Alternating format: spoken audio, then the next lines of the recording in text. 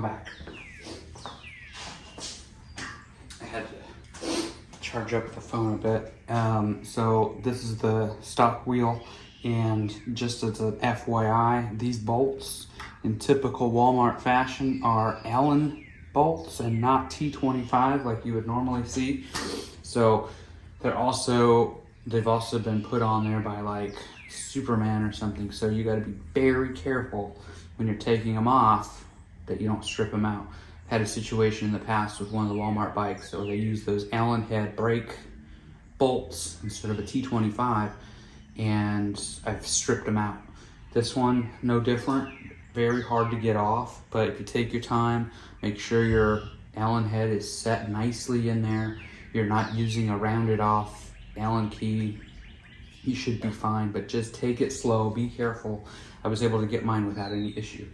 So let's get this tire off of here and put it on that one. And one of the viewers recently watched one of my other videos, the tubeless failure, the whole disaster that I had with tubeless, and he couldn't understand what had happened. Well, this is what happened. I didn't capture it because I just wasn't recording it. There's plenty of tubeless videos out there. So basically what I had done is I had these tires set up on the Roscoe, and then I was going to set up those XR4s on this bike. These tires are really tight to get on those rims. They were also very tight to get off. They were easier going on these. These are a thinner profile rim. Those are kind of wider. I don't know what the diameter or the dimension is, probably 30.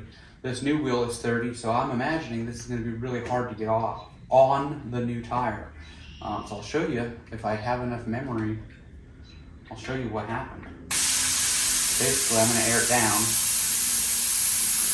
and I should use the core remover, but I think I can get this one off easy enough.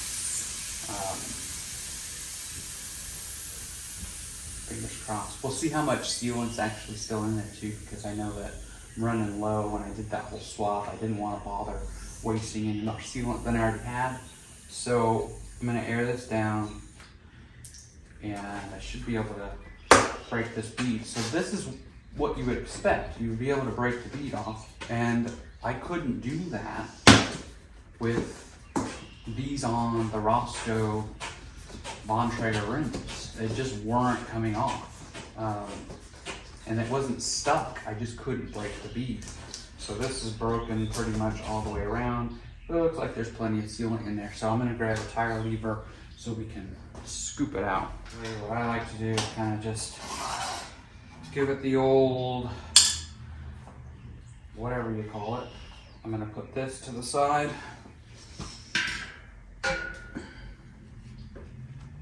I'm gonna grab my new wheel, and I gotta figure out what the rotation is. I think it goes, it's gonna go this way with the disc on that side. So this is what caused all that mess before. Now this time, you know, it's just a little bit of mess, but when I couldn't get that off, I was pushing on it with my knee, used a piece of wood, you know, all the things, all the tricks, trying to get it to break free. And that's what happened. The sealant got everywhere. I'm supposed to be doing the fork install, but I just wanted to show that as like an FYI, that I'm not an idiot. I know how to do a tire change, but sometimes, you know, it doesn't work out like you would expect. So this is where it might come to be a little bit of an issue getting this tire on this rim. So like I said before, this tire was really tight on the Roscoe.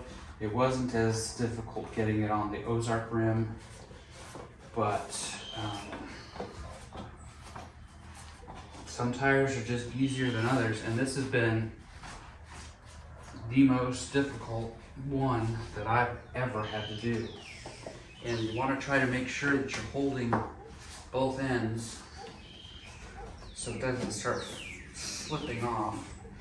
And of course this wheel is going to make me look like an idiot because it's going on and it went on just fine. And make sure you're kind of centered there.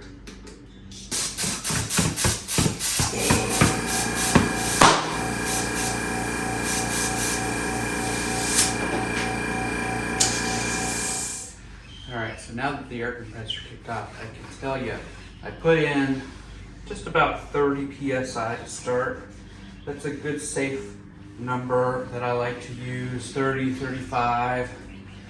That way I can monitor whether or not my seal is holding, or if I need to, re-evaluate my tape.